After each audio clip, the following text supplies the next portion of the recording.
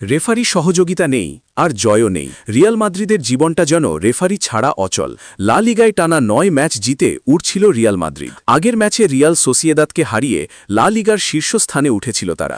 জিরোনার কাছে বার্সেলোনা হেরে যাওয়ায় ১ নম্বর আসন সুসংহত করেছিল মাদ্রিদ ক্লাব। কিন্তু এক ম্যাচ পরই তা ঝুঁকির মুখে পড়ে গেল। এস্তাদিও এল সাদারে নাটকীয় ম্যাচে ওসাসুনা লা লিগার শীর্ষ দলকে হারাল ২-১ গোলে।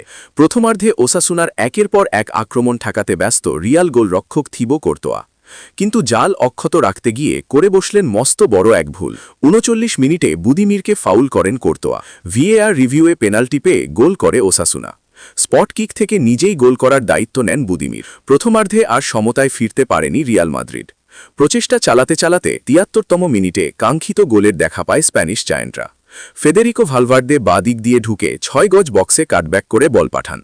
ভিনিসিয়াস সময়মতো পৌঁছে হেরেরাকে পরাস্ত করেন, যার ফলে সমতায় ফেরে রিয়াল মাদ্রিদ। তবে ম্যাচের নাটকীয়তা বাকি ছিল শেষ মুহূর্তের জন্য। শেষ মুহূর্তে স্টপেজ টাইমে মাদ্রিদকে স্তব্ধ করে দেয় ওসাসুনা। গার্সিয়ার গোলে ওসাসুনার জয় উৎসব অফসাইড ফ্ল্যাগে কয়েক সেকেন্ড পরই নিস্তব্ধতায় রূপ নেয়। তবে ভিএআর রিভিউয়ে সিদ্ধান্ত পাল্টালে স্মরণীয় জয়ের আনন্দে মাতে ওসাসুনা। ২৫ ম্যাচে ৬০ পয়েন্ট নিয়ে পয়েন্ট টেবিলের শীর্ষে মাদ্রিদ। আজ রোববার লেভান থেকে হারাতে পারলে ১ নম্বরে ফিরে যাবে বার্সেলোনা।